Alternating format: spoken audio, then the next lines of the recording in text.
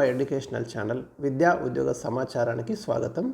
మీకు చాలా ముఖ్యమైన material group 2, group 3, police constable ఇతర కాంపిటేటివ్ ఎగ్జామ్స్ దృష్టిలో ఉంచుకొని తెలంగాణ హిస్టరీకి సంబంధించి టాప్ ఇంపార్టెంట్ క్వశ్చన్స్ని ఎక్స్ప్లెయిన్ చేయడం జరుగుతుంది. నిన్న మొదటి వీడియోలో మీకు 25 క్వశ్చన్స్ మీకు శాతవాహనం నుంచి ఇవ్వడం జరిగింది. అంటే శాతవాహనం నుంచి మొత్తం 100 క్వశ్చన్స్ ఇస్తాను. ప్రతి వీడియోలో 25 చొప్పున. ఫస్ట్ వీడియో నిన్న అప్లోడ్ చేయడం జరిగింది. ఇవాళ మిగతాయి మనం డిస్కస్ చేస్తాము. ఇట్లా 4 వీడియోస్లో మనం ఈ టాప్ 100 క్వశ్చన్స్ కవర్ చేస్తాం. సో ఇలాంటి ముఖ్యమైనటువంటి సమాచారాన్ని పొందడం కోసం ఈ ఛానల్ని ఇప్పుడే మీరు సబ్స్క్రైబ్ చేసుకోండి. మీకు చాలా యూజ్ఫుల్ ఇన్ఫర్మేషన్ అయితే అందివ్వడం అనేది జరుగుతుంది. ఇక ఇవాళ మనము 26 అంటే క్వశ్చన్ నెంబర్ 26 నుంచి కంటిన్యూ చేద్దాం మన వీడియోను. 25 వరకు నేను ఆల్రెడీ ఎక్స్ప్లెయిన్ చేసిన. నేను 26th నుంచి ఈరోజు ఇక్కడ కంటిన్యూ చేయబోతున్నాను. రైట్, ఇక్కడ ఫస్ట్ క్వశ్చన్ చూడండి మీరు. ఆంధ్ర అనే పదం తొలిసారిగా ఎక్కడ కనిపిస్తుంది? వెరీ ఇంపార్టెంట్ క్వశ్చన్ అండి ఇది. చాలాసార్లు ఈ ప్రశ్న అడిగిండు. చాలా ముఖ్యమైన ప్రశ్న కూడా ఇది.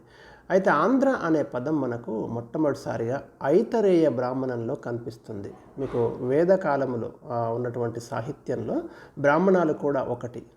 ఆ బ్రాహ్మణాలలో మీకు ఐతరేయ బ్రాహ్మణము ఋగ్వేదానికి అనుబంధంగా ఉంటుంది. అందులో మీకు తొలిసారిగా ఆంధ్ర అనే పదము జాతిపరంగా వాడినట్టు మనకు గమనించవచ్చు. చాలా ఇంపార్టెంట్, ఇది గుర్తుంచుకోండి. తర్వాత బృహత్ కథ ఎవరు రచించారు? ఇది కూడా ముఖ్యమైన ప్రశ్న. ఇది శాతవాహనుల కాలంలోనే ఈ రచన మనకు కనిపిస్తుంది. దీన్ని రచించింది ఎవరు అంటే గుణాఢ్యుడు. ఇది పైశాచి ప్రాకృత భాషలో రాయబడింది. శాతవాహనుల యొక్క అధికార భాష ప్రాకృత భాష. బృహత్ కథ ప్రాకృత భాషలోనే రాయబడింది. ఏ భాషలో రచించారనేది చాలాసార్లు అడిగిన ప్రశ్న.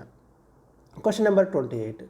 కాతంత్ర వ్యాకరణం ఎవరు రచించారు? ఇది శర్వవర్మ రచిస్తాడు. కాతంత్ర వ్యాకరణము ఇది సంస్కృత వ్యాకరణము. కుంతల శాతకర్ణి కాలంలో మనకు సంస్కృత భాషకు ప్రాధాన్యత పెరగడం జరిగింది. ఆ కుంతల శాతకర్ణికి సంస్కృతం నేర్పించడానికి శర్వవర్మ కాతంత్ర వ్యాకరణం రాశాడని పలువురు చరిత్రకారులు అభిప్రాయపడుతున్నారు. Next question number 29.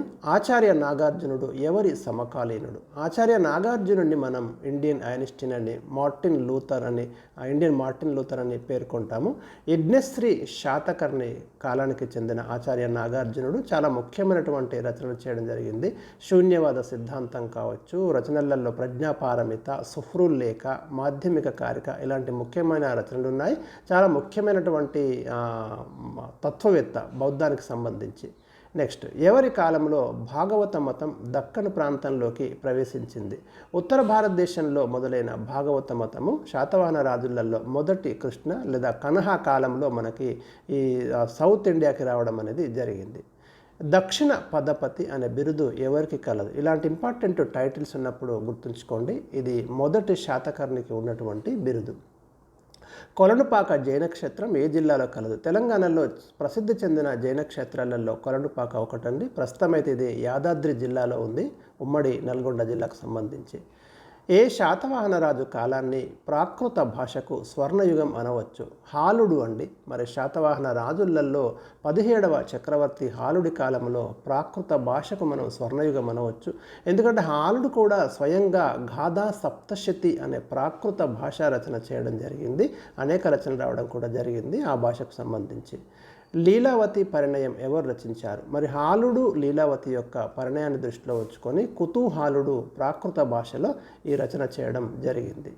మాతృ సంజ్ఞలను తమ పేర్లకు ముందు చేర్చుకోవడం ఎవరి కాలం నుండి మొదలైంది? గౌతమిపుత్ర శాతకర్ణి కాలం నుండి మొదలైంది.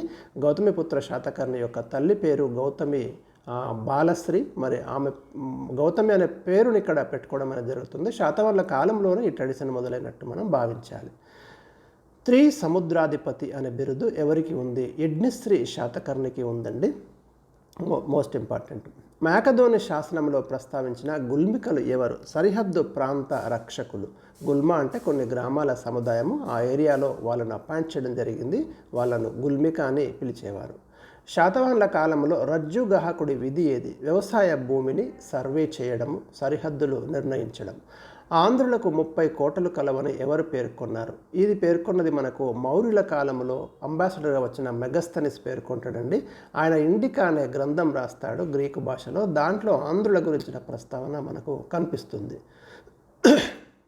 నెక్స్ట్ వన్, శాతవాహన కాలంలో నగర పరిపాలన కొరకు ఉండే సభలు ఏవి? నిగమ సభలు. ఆనాడు పట్టణ పాలన ఈ నిగమ సభల నేతృత్వంలో జరిగిందనే విషయం మనకు అర్థమవుతుంది. నిగమ సభల గురించి ప్రస్తావించిన శాసనం ఏది? బట్టిప్రోలు శాసనంలో దీని ప్రస్తావన ఉంది మనకి. శాతవాహన కాలంలో తాత్కాలిక సైనిక శిబిరాలను ఏమని పిలిచేవారు? తాత్కాలిక సైనిక శిబిరాలను స్కందవారం అని పిలిచేవారు. స్థిరమైనటువంటి సైన్యం అంటే ఒకచోట స్థిరంగా ఉన్నటువంటి సైన్యాన్ని కటకం అని పిలిచేవారు. శాతవాహనుల కాలంలో ప్రజల ప్రధాన వృత్తి ఏది? ప్రజల ప్రధాన వృత్తి ఆనాడు వ్యవసాయం అండి. అగ్రహారములు అనగానేమి? బ్రాహ్మణులకు లేదా మత సంస్థలకు ఇచ్చినటువంటి భూములు. ఇది కూడా చాలాసార్లు ప్రశ్న వచ్చింది. శాతవాహనుల కాలంలో ప్రభుత్వానికి ప్రధాన ఆదాయ వనరు ఏది? భూమి శిస్తు అండి. సాధారణంగా 1/6 వంతు ఉండేది. శాతవాహనుల కాలంలో మిశ్రమ లోహంతో తయారు చేసిన నాణెములు ఏవి? పొట్టిన్ నాణెములు మిశ్రమ లోహంతో తయారు చేయడం జరిగింది. కర్షపణాలు అనే వెండి నాణాలు కూడా ఉపయోగించడం జరిగింది. బంగారం, సీసం, మిశ్రమ లోహంతో తయారు చేసిన పొట్టిన్ నాణెములు, వెండి నాణెములు వారు ఉపయోగించడం జరిగింది. ఎక్కువగా సీసం నాణాలే వాడినారు.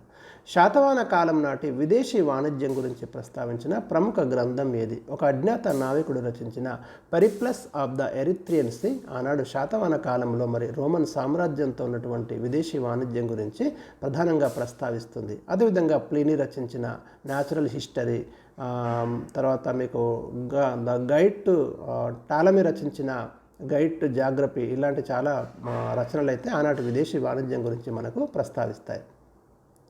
శాతవాహన కాలంలో కోలికలు అనగా ఎవరు? నేత పనివారండి, వీవర్స్. శాతవాహన కాలంలో విదేశీ వ్యాపారం చేసేవారిని ఏమన్నారు? సార్ధవాహులు అని పిలిచేవారు. సో ఇది ఈ వీడియోలో మీకు ఇంకొక 25 క్వశ్చన్స్ అయితే ఇవ్వడం జరిగింది. నెక్స్ట్ వీడియోస్లో మరి ఇంకా 50 క్వశ్చన్స్ మీకు ఇవ్వడం జరుగుతుంది. వీడియో నచ్చితే లైక్ చేయండి, మీ ఫ్రెండ్స్కి షేర్ చేయండి.